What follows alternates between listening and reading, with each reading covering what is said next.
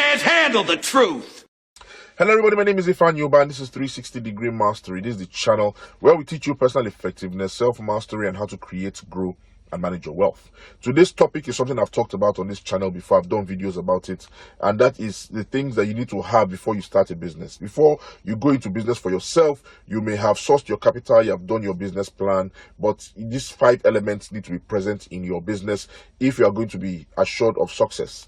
Now, before I go forward, let me let you know something. There will always be challenges in business. There will be ups and downs. You have to be patient, you have to be consistent. Okay, you have to stick with it if it's going to be successful. That is already a given. I'm just saying that if your business has these 5 elements, then the chances of it succeeding are much higher. Now, the first of it is this: the business needs to provide a service for people who need it. There needs to be a marketable population of people in the area where that business is being conducted that need that service and are willing to pay for it. That is the most primary element of guaranteeing success in a business. If you're starting a business in a place and people don't need that thing that you are selling, then you won't be able to sell to anybody and that business will not be successful. So that's the first element that you need to have. That business has to provide a service to people who are willing and able to pay for it.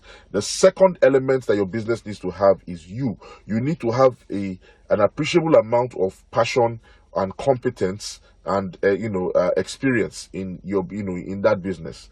Okay, there's no point starting a business in something that you hate. You hate this thing, you don't like it, and you go into business because you want to make money. You're just frustrating yourself, and it's going to be an uphill journey for you all the way. Secondly, if you don't have some kind of experience, you have not learned that thing before, or you do not have some kind of natural skill or talent for it, then you are just setting yourself up for frustration and for failure. So you need to have some passion, you need to have some competence, and you need to have some experience if you are going to make a go of that business. The third element that your business needs to have is that there has to be a sufficient barrier of entry into that business.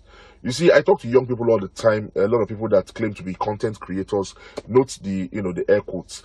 They are content creators and they are complaining that they can't monetize, they can't make money. What about this person that has 5 million views, this person that has 10 million followers? And I tell them, what do you need to go into content creating? All you need is a smartphone and data, and you go into content creating. That is the level, that's the extent of the barrier of entry into content creating. Once everybody can do something, or everybody is doing something, then the chances of turning a profit in that thing is very, very low. So look for a business that has a sufficient barrier of entry. And barrier of entry could be amount of capital needed to start. It could be the type of government regulations, that are attached to the business. It could be, the type of qualification or experience level that you need to go into the business, but let there be a sufficient barrier of entry. Let me give you an example. You see vulcanizers, you see them by the roadside.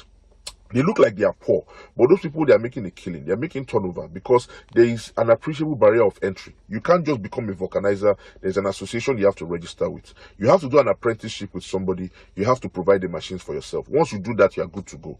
And they are making a profit from that business. So think about it. There has to be a sufficient barrier of entry if you are going to make a killing or if you're going to make profit in the business. The fourth element that your business needs to have is that business needs to be scalable.